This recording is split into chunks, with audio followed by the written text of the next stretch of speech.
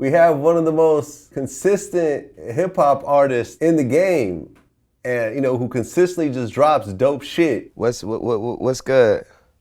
I heard you had a little bit of trouble getting here. I heard you had a few hiccups along the way today. Yeah. You know how the police get down. Okay, so you got pulled over? Yeah, we just got blurred. Okay, but they kind of fucked with you a little bit? Nah. They was, yeah, a little bit, but we was just driving a little fast. That happens. You got a ticket? Yeah, I got a little ticket. A little ticket, a little traffic school. You can do them online these days, Niggas just try to knock that out, take care of that. That's right, man. That's right. So, you've been on Vlad TV a couple of times, but I've never actually done the interview myself. So, it's definitely an honor to finally do it myself with you. I appreciate it. Yeah, man. So, you grew up in Las Vegas? Yeah. Okay. And you kind of moved around a little bit, right? I did. Okay. So, if you talk about the way you grew up, how would you really describe it? A little dysfunctional. But my mom had she had a vision, and she had good qualities that she installed in us. So we was able to focus more on stuff like that. But I mean, overall, it would have been better to just stay in one place and focus in on life after childhood. Yeah. Now, why were you guys moving around so much? My mom was chasing a dream, like she was in the music industry. It's always been her dream to be in the music industry, and my mom expected to have help, and our pops wasn't around. So she ended up just having to hold it down. So she kind of started living her dream through us. And so we just moved around a lot trying to get it right. Okay. Now, your dad was actually locked up. Yeah. Okay, and he did 20 years. Yeah. That's a crazy amount of time right there. Yeah, it is. Like, how old were you when he got locked up? I wasn't one yet. Oh, so this is right after you were born. Yeah. Okay. Can you say what he got locked up for? Snitch. What do you mean? I snitched on him. Oh, somebody snitched on him? Yeah, to try to get a shorter term. Snitched Okay. on a lot of people in the neighborhood, and my pops happened to be one of them. And yeah. Okay. So he ended up doing 20 years over that. Yeah. How old were you when you actually met him? I was 22.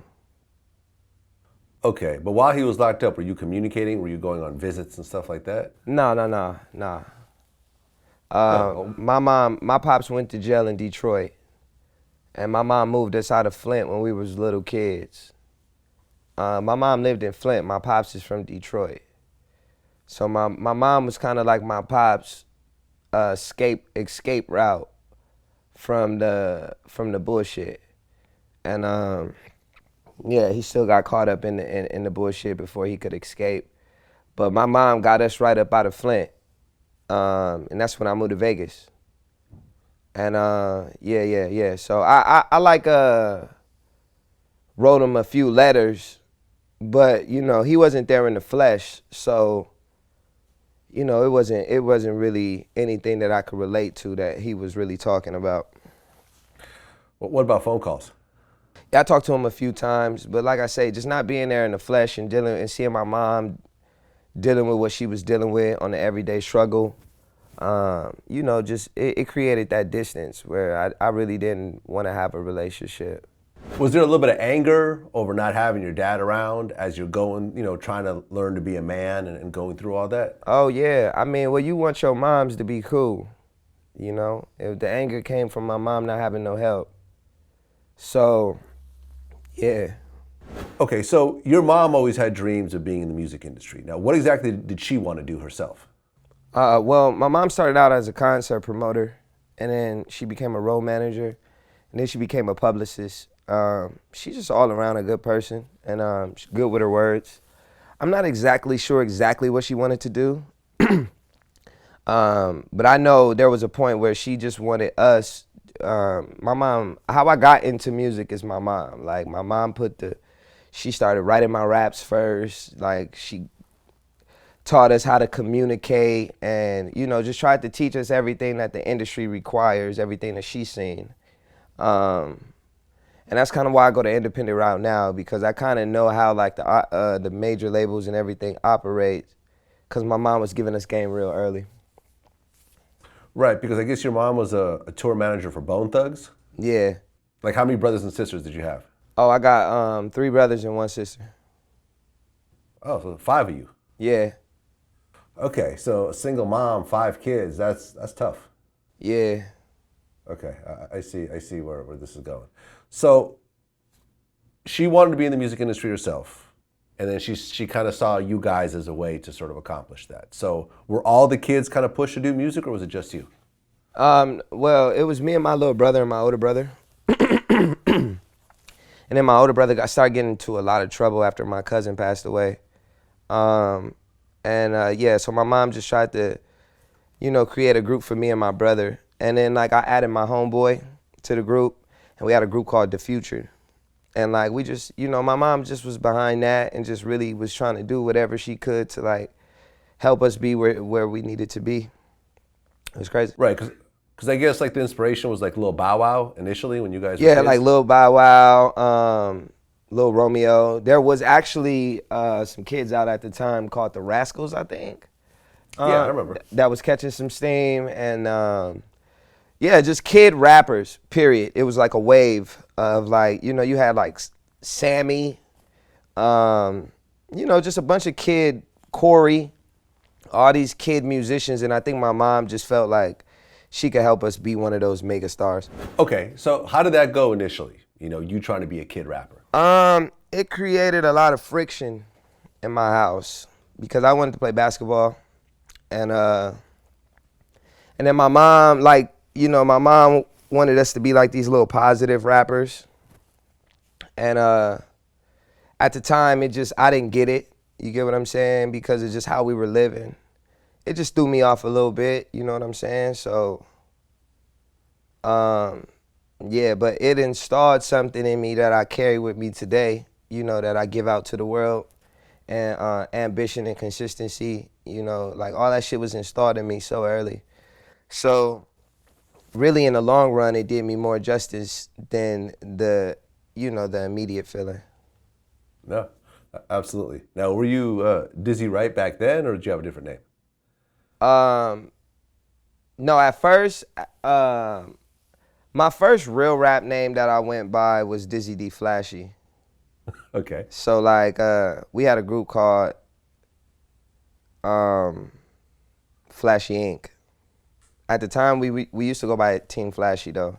This was a little later on in life after like the whole The Future shit. But yeah, I started off as Dizzy D Flashy, and then I took the D Flashy off and just put my last name on it. Okay. So at what point did you feel like the hip hop shit was starting to actually make sense, and this is something that you actually want to start doing more seriously? I was throwing parties in high school at a teen club. That's how I was kind of like taking care of myself. And actually, man, it really started when I met a kid named R3D, Red, who had like a in-house studio. And I would go over there, and I was just blown away because like how the music industry was introduced to me was big studios, producers, people behind the board. Like, so I always thought studios had to be those big studios. Like, that's where you had to go to record your shit. So I was a little blown away that somebody was recording music in their house. And I just started going over there and fucking with him. And laying down my lyrics and shit. And then the homies just kind of was telling me that I was tight. The homies gave me that confidence that I needed, and shit. I was throwing parties, and I got the DJ to play my music at the party. And yeah, it just changed everything. The way that I felt when I seen everybody turning up to the music, yeah, it just changed everything for me. Yeah, man. I mean, I remember when I first DJ'd a house party and I saw the reaction from the crowd. Like, you get addicted to that thing. You do. You know what I mean? Yeah, you do. Yeah, no, I know exactly what you're talking about. You know, and you want to keep chasing that feeling. Yeah. Nah, Yeah, I feel you. on everything. So you're working, you're working with your man and you're putting together your music. At what point does the whole funk volume thing come together? I had won a competition, the Def Jam Chic music competition. They had went to a bunch of different places and picked 2 artists from all these different cities and brought us all to California. And like the winner got a record deal from Def Jam. And yeah, I won that shit. And Dame was there at the time, and saw me, and like wanted to reach out and fuck with me, but I wanted to see what the Def Jam shit was talking about. And then I ended up turning the Def Jam shit down, and the homie was putting me up on Hobson, and yeah, that's just kind of how that all started. Okay, so it was like a demo deal with Def Jam, right? Yeah. Okay, yeah, and I mean, those deals sound good, on paper, but once you get into it, it's not like they're putting up a bunch of money or anything else like that. Yeah, well, they had a plan. They had a plan for the whole rollout of the demo. They had music, they had writers, they had a sound. It wasn't about the kind of artist you was. They was just looking for somebody who could, I guess, outdo everybody that they picked for this competition to try to put them in it. It was a cool situation for somebody else. But I already had music, I already had a vision. So it just wasn't for me, that's all. I mean, even with a legendary label like Def Jam, you didn't want to kind of give it a shot? Nah. Cause they were looking for like a Kid Cudi or some shit. Like, I don't know. And that's just not what I was on. I didn't jump back into music to make a bunch of money. I never made a bunch of money off the shit from the rip. Even when my mom was doing it, we never made a lot of money, But when I started writing the raps, and like, it created friction between me and my mom because she was so used to doing for us. But I started painting our reality, and I fell in love with that. So when I got back on music later, and I got off of music because I felt like if you don't do it this way, then it's not gonna work. So when I realized that I could kind of do it the independent route and just kind of make, a couple dollars off the shit, that's the route that I took. So getting a bunch of money and getting somebody else's beats and letting somebody else talk my reality for me, that's the same shit my mama was doing, or trying to do, you know what I mean? And I just felt like that's not the route I was trying to go. Oh, so they actually had ghostwriters for you ready to write your raps? Yeah, nah, they played me songs, bro. Oh, the songs were done. They just wanted you to basically. They had 2 beats that weren't done and 2 songs that were already done. I was like, damn, whoa. I was like, and the songs were cool for somebody else. You know what I mean? Like, I felt bad because I felt like one of them other dudes probably would have. I didn't know it was gonna be like that. Like, I thought they was gonna want to hear my shit. You know what I mean? And I never played my shit at all. Like, right. I mean, what's the point of having you compete with your own style to just go do someone else's shit? It's like whoever put that together didn't think it through all the way. Yeah. What's crazy is, like, to win the shit, they provided you with beats to write to, and everybody picked out of these 5 beats and had to perform it in this mall in front of everybody and all these judges. And then the winner of that had to perform their own song. And then they choose a winner. If they chose you to, the last 2 people had to perform their own songs, which was me and another Vegas artist. And yeah, I guess it just didn't matter at all.